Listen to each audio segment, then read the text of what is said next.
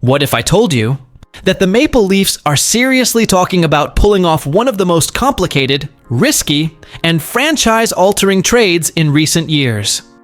A move that could completely reshape the blue line. A move that involves cap gymnastics, multiple teams, painful decisions, and a player who desperately needs a fresh start. Leafs Nation, this is not just another rumor. This is real traction behind the scenes. Before we break this all down, smash that like button and hit subscribe. This channel is brand new, and our goal is 500 subscribers. If you're a real Leafs fan, help us grow Leafs Nation Report. Alright, let's get into how this trade could actually work. Let's be clear right from the start. This is not a simple trade.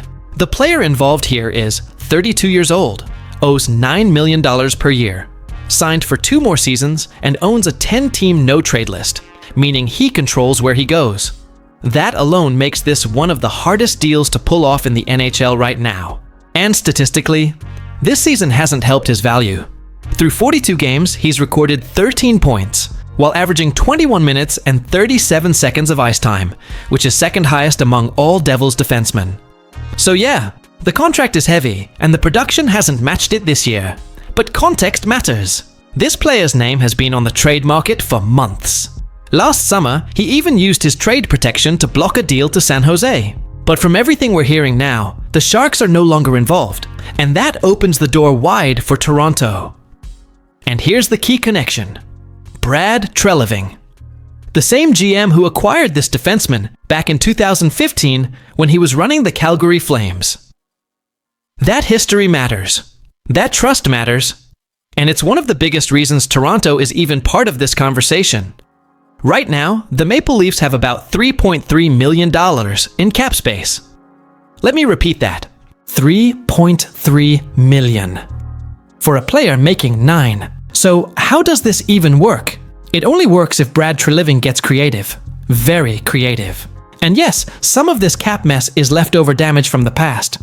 But fair or not, this is the hand Treliving has to play. The most realistic path? A third team. We've seen this more and more around the league. A third team retains salary in exchange for an asset. For Toronto, that asset could be their 2027 second-round pick, or a solid prospect outside the untouchables like Easton Cowan, Dennis Hildeby, or Ben Danford. Teams like Chicago or Anaheim could easily step in, retain a chunk of the cap hit, and make this deal possible. But that comes at a price.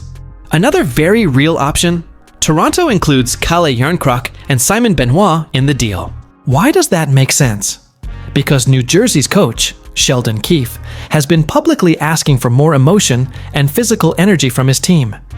Järnkrok brings work ethic and versatility at $2.1 million. Benoit brings physicality and edge at $1.3 million. Together, that's $3.4 million off Toronto's books, which helps bridge the gap.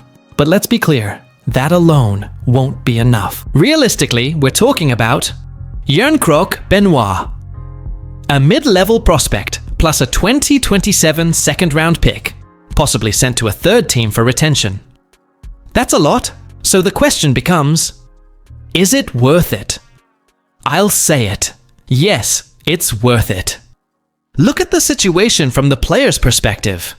How motivated would you be if your GM tried to trade you multiple times over 6 months?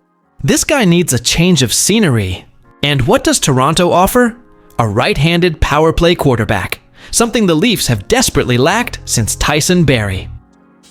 A defenseman who can play heavy minutes secondary scoring from the blue line. And at 6'6", a physical presence this team badly needs. Yes, he's only recorded 45 hits this season, but people forget, there was a time when he put up 160 hits and nearly 100 blocked shots in a season. That player still exists. And under Craig Berube, you know Berube would demand more physical engagement, and probably get it. This isn't just another city. This is Toronto. The pressure, the spotlight, the passion. For some players, it crushes them. For others, it unlocks something special. A hometown reset, a clean slate, a chance to redefine a career in blue and white. The upside here is enormous. Let's keep it simple. This trade only happens if a third team helps reduce the cap hit, and the Devils are willing to sell low. But one thing is clear. The Leafs' recent hot streak has Brad Treliving aggressive. They've been searching for a true top 4 defenseman for months. And this name isn't going away. Leafs Nation, I want to hear from you. Would you make this trade? Is the risk worth the reward? Or is this too much for a player with this contract? Drop your take in the comments. I read every single one. And if you enjoyed this deep dive, like the video and subscribe. We're pushing for 500 subscribers, and every Leafs fan here makes a difference. This is Leafs Nation Report. I'm Victor, and as always, go Leafs go!